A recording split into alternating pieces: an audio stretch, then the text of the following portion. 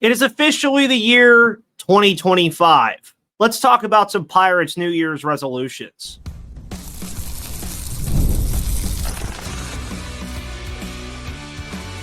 You are Locked On Pirates, your daily Pittsburgh Pirates podcast, part of the Locked On Podcast Network, your team every day. And welcome back, everybody, to the Locked On Pirates podcast here on the Locked On Podcast Network. My name is Ethan Smith, your host of the Locked On Pirates podcast here on that wonderful Locked On Podcast Network, where it is your team, your Pittsburgh Pirates. Of course, I am covering this team and giving you all of your news, analysis, opinions, and reactions to everything going on in the world of the Pittsburgh Pirates from a lifelong fan to lifelong fans just like you. Today's episode is brought to you by FanDuel. Make sure you go to FanDuel.com right now to bet on the college football playoff, MLB futures. The NFL playoffs are right around the corner. Hockey is in full swing, so make sure you head over to FanDuel right now and bet on everything that you want and do it responsibly, of course. And folks, welcome to the year 2025. Happy New Year, everybody. Thank you for tuning into this show.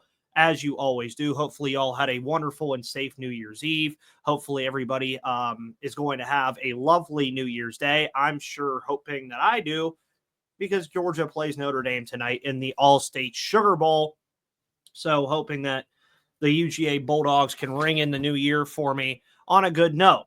But on this show, the Pittsburgh Pirates, of course, go into 2025 with loads of questions, loads of things that they would love to see, loads of things that as a fan base we would like to see. And every year, you know, people make New Year's resolutions and they say, okay, let's go through this year and, you know, maybe I'll hit the gym more, or I'll eat healthier, or I'll stop smoking, or I'll stop drinking, and all this stuff.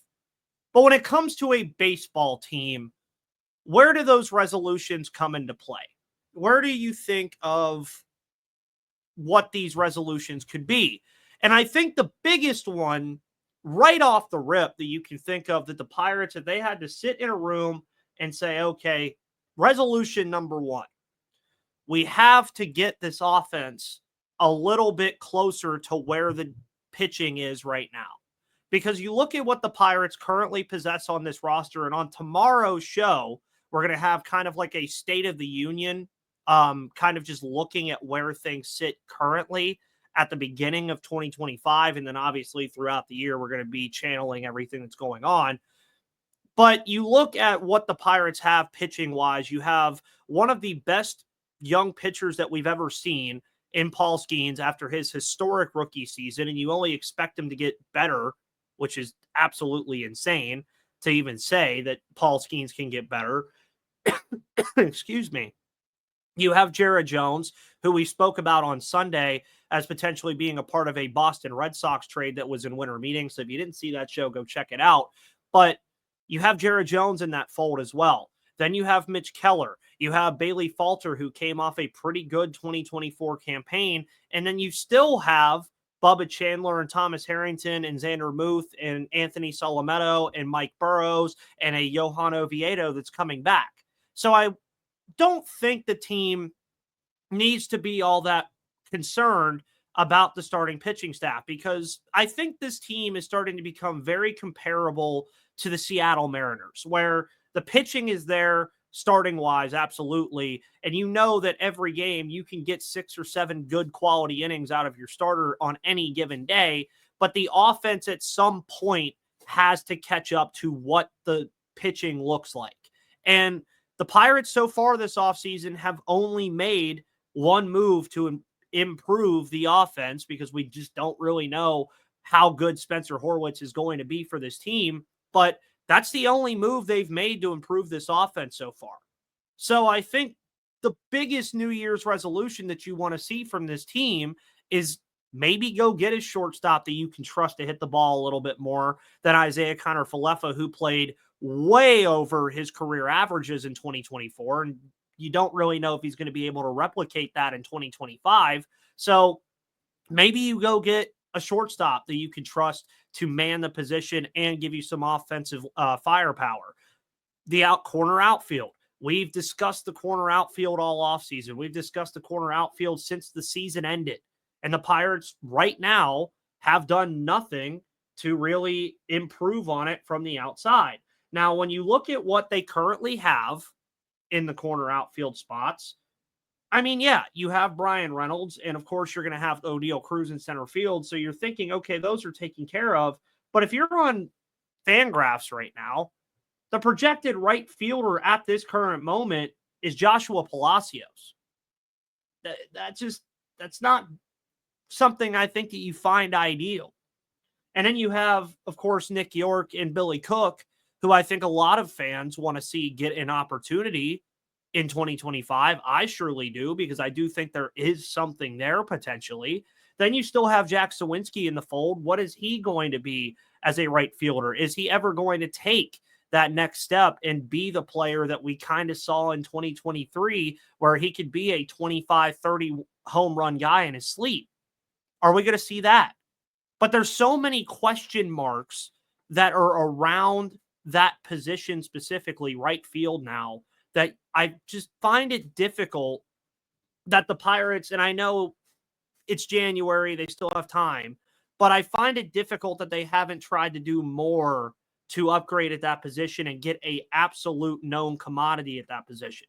And when I mean known commodity now, folks, I'm not saying that I want the Pirates to go out and get Jesse Winker. I don't want them to go out and get some 35, 36-year-old right fielder that's only going to be here for a year or two. I'm thinking on the grounds of like an Anthony Santander, or, before they went off the board, a Tyler O'Neill, who could play that position and at least be around average defensively, maybe a little below average. But you guys also heard me talk about Jurickson Profar on Sunday when you tuned into that show. He would be a massive upgrade offensively to what the Pirates currently have out there right now. And then you also consider that this team is seriously considering putting Brian Reynolds at first base. So you might have left field as a liability now. So when you see how good this pitching is, and this is kind of like the inverse of what they had in their last big playoff run, is they have the starting pitching. The starting pitching, no doubt, is going to be the strength of this roster. It's going to be the strength of this team. But at some point, you have to absolutely upgrade this offense. You cannot just sit on your hands and knees and hope that it's going to figure itself out. You have to go out and acquire something to at least get this offense to an average level. Because I think if this team can have an average offense, folks, you're looking at the Pirates competing for the division if they just have an average offense. That's actually kind of nuts to consider, right? I mean, that's really, really nuts to consider that this team could seriously be a playoff team with an average defense. So that's where I would urge the front office for a New Year's resolution to find something in that outfield that can help you. Find something maybe at shortstop or third base, depending on how they feel about Ke'Bryan Hayes offensively going into 2025. Find something that you can look at and say, this is a clear-cut improvement from Joshua Palacios or the unknowns that are Nick York and Billy Cook and Jack Sawinski. You don't want to go into 2025 with all of these unknowns. Now, you're going to have some. Is Joey Bart going to be the same offensive power that he was at catcher last year? We don't really know. Is Henry Davis going to elevate? Is Jack Sawinski going to elevate? Is Termar Johnson going to be as good of a player that I continue to say that he's going to be?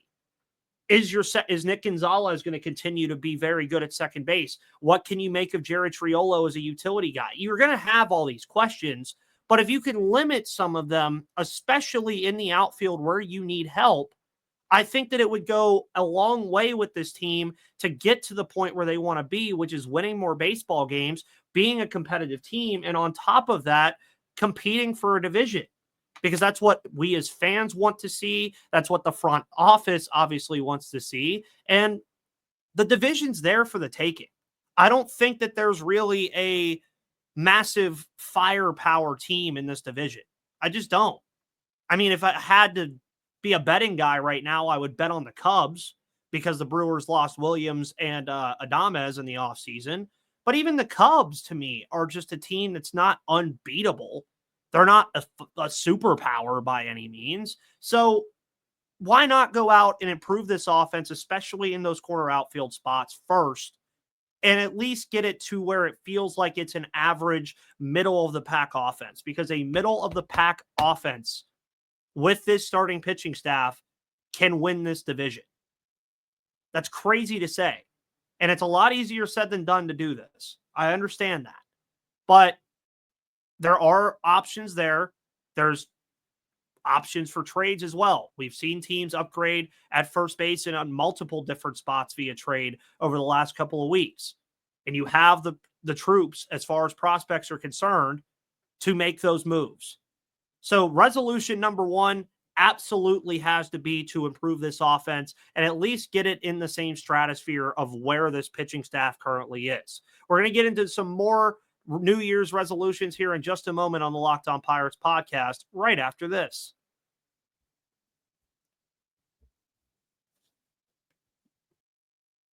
And, of course, today's episode is brought to you by the wonderful people over at FanDuel. Make sure you go to FanDuel.com right now for all of your sports betting needs this winter and going into spring, because the NFL playoffs are almost here. And it's not too late to get in on the regular season action with FanDuel, America's #1 sports book. Right now, new customers can finish the season strong with $250 in bonus bets if your first $5 bet wins. FanDuel has so many ways for you to pick up a W. I love betting on which players will score a touchdown and how many points each team will score. And I did that in the first 2 college football playoff games today, where I think Texas will win and cover. And I think Oregon, even though they're an underdog against Ohio State, despite beating them already, I think Oregon's going to win again. So if you want to ride with me on FanDuel, do the complete opposite, because then you'll probably win that $250 in bonus bets. So just visit FanDuel.com to join today. That's FanDuel.com for your chance at $250 in bonus bets. Make every moment more with FanDuel, an official sportsbook partner of the NFL and an official sponsor of the Locked On Podcast Network.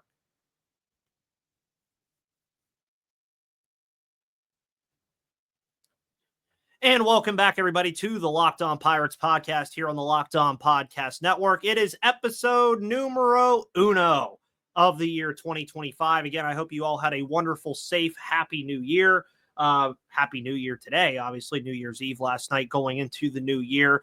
It is the first show of 2025. And we're talking, of course, about New Year's resolutions. After you listen to this show, though, make sure you go listen to our buddy Sully over at Locked On MLB, where he's covering everything you need to know about everything going on in the world of baseball from a perspective of a man that pretty much knows about everything that he can know about the sport of baseball. So we already discussed resolution 1, which I think is the biggest resolution that the team itself can have, is that they absolutely need to improve the offense some more. Spencer Horwitz, I think, is a fine addition at first base. He's a controllable asset at that position. So he's not just some guy that you're going to see for a year and then just dip out. He's going to be somebody that could be a staple at that position. But you have to keep going. You have to go get that corner outfield help, potentially a shortstop. But it's not the only place where they need help at all either. Yes, they do have a very, very strong starting pitching staff. We know that. But when you consider everything else and you say, okay, let's take a step back here and understand how things are going. And when you look at 2024 and why that season did not pan out for the Pittsburgh Pirates, a large part of it obviously was the offense that wasn't able to really back up that starting pitching staff. But almost a larger part, if not equal or larger, was just the bullpen kind of just imploding all around, it felt like. And when I say all around, there were some bright spots in that bullpen last year. Aroldis Chapman obviously goes to Boston in free agency, but he had a very good season for the Pittsburgh Pirates, was a very big staple in that back end part of the bullpen. You had Dennis Santana, Kyle Nicholas, guys like that were kind of taking those those steps forward that you were hoping for and that you hope they can do again. But that back end of the bullpen, folks, just really let this team down in a lot of different spots. The Pirates were top 5 in blown saves in 2024. So you look at where the problems arose, and it was David Bednar, who I've said countless times I don't think was healthy all season last year. He was obviously hurt in spring training. They didn't put him on the IL to start the year, and then he just didn't have a David Bednar-like season. Then you had Colin Holderman, who was among the best in baseball in the holds category in 2023, and he just had a terrible year as well, dealt with injuries, just had a very bad year also. So when that started to happen, it just kind of became contagious all around for this, not only the bullpen, but even the starters, because they just felt like if they go 6 or 7 innings, it's not going to matter because the game's just going to get blown anyway. And they didn't have the offense to overcome those blown saves either. It wasn't an offense that you could say, okay, we lost the lead in the top of the ninth or the bottom of the ninth, but let's try to win this game in extra innings. The Pirates just didn't have the offensive firepower to do it. So when you look at resolution number 2, you want to improve this bullpen somehow. Now, I still think I go into 2025 with David Bednar as a closer. I still think Colin Holderman is a 7th or 8th inning setup guy that can get back to his form rather quickly this year.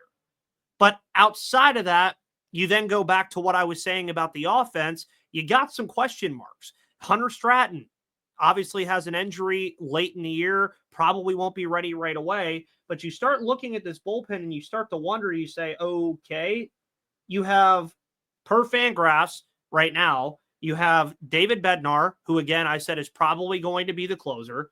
Dennis Santana, who impressed me a lot last year and is only 28. So he could be around for a bit if he continues to perform.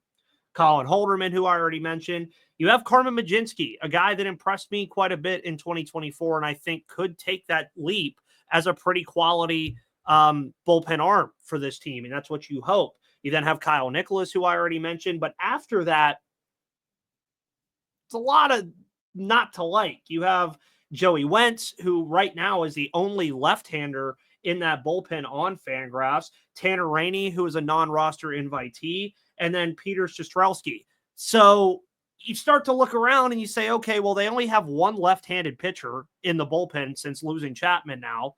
And you're not really going to be able to find one unless you put, like currently, you wouldn't be able to find one unless you put Bailey Falter there, and you're not going to do that. And then, of course, you do have Dowry Moretta, who could be returning next year. And you have a lot of these guys like Mark Burrows could potentially be a bullpen arm. Johan Oviedo, Braxton Ashcraft, I think, could be a player there. But again, where does the problem arise? Joey Wentz is your only left-handed reliever right now.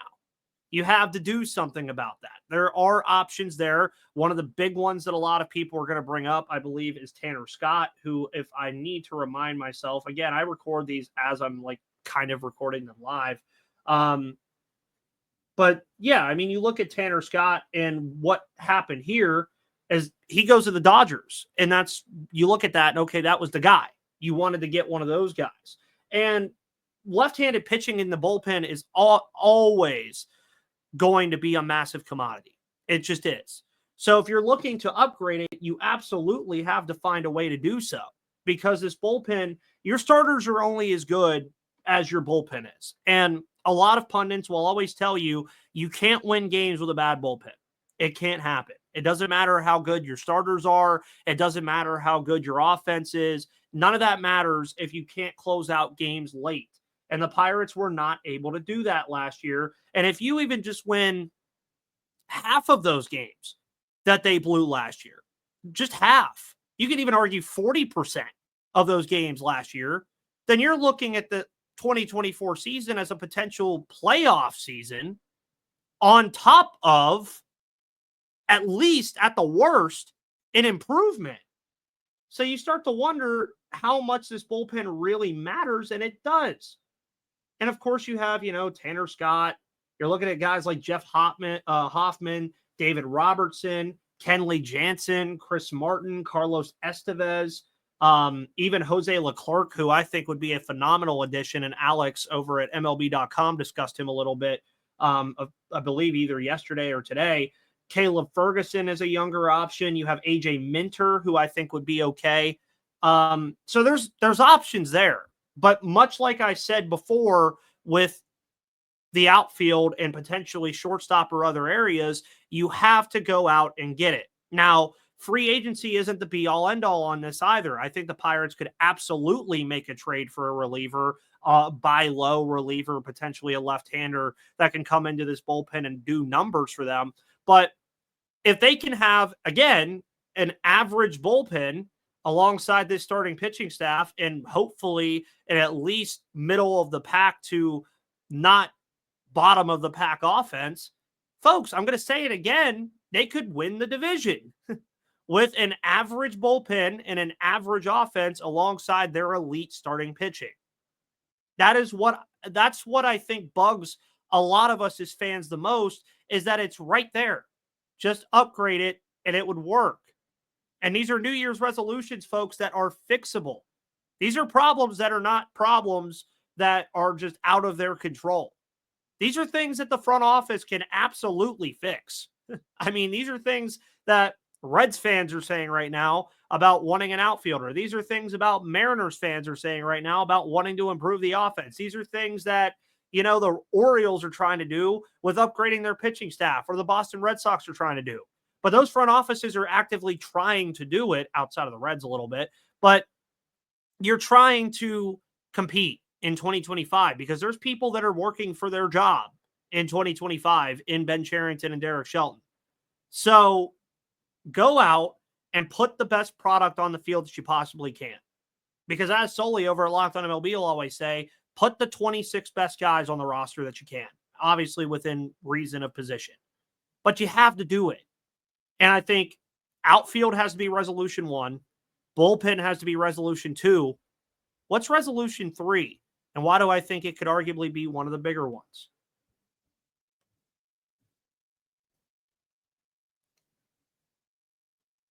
Today's episode of Locked On Pirates is brought to you by Game Time. Make sure you download the Game Time app today and use code LOCKEDONMLB for $20 off your first purchase. Terms do apply.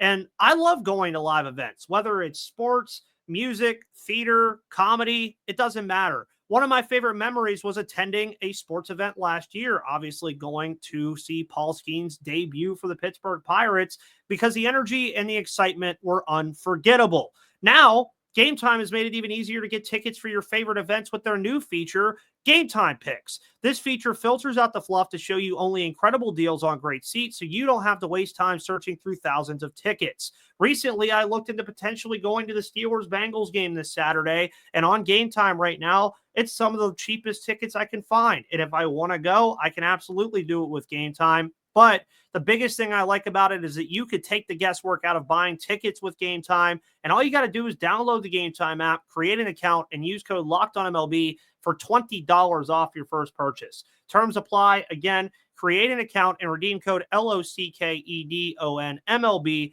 for $20 off, and download Game Time today. What time is it? It's Game Time.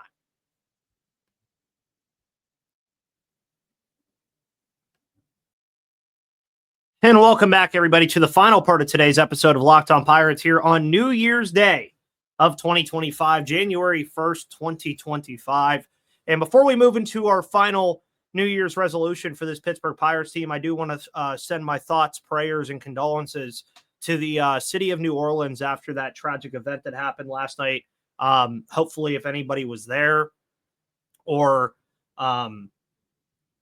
just involved at all, that you're okay. It's a terrible way to go into the new year. People are messed up. So hopefully everybody down there can find comfort and be okay today. And if you did lose anybody from New Orleans, sending thoughts and prayers to you. Moving from that, though, we talked about the outfield. That's resolution 1. Resolution 2, the bullpen. And I've kind of alluded to it already. And again, this is going to be one of those ones that's going to be a lot easier said than done.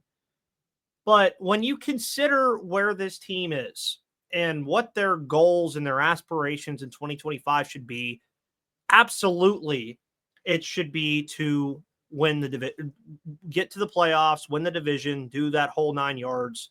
That's what you want to see. And they can absolutely do it. They can. They're a good enough baseball team I think with the starting pitching and potentially with adding to everything else that we saw to get this done. I mean, they absolutely can. It's just a matter of resolution 3. Where do the improvements come from? Where do the improvements lie? Like where are we hoping this team can improve? And obviously you look at improvements internally and externally.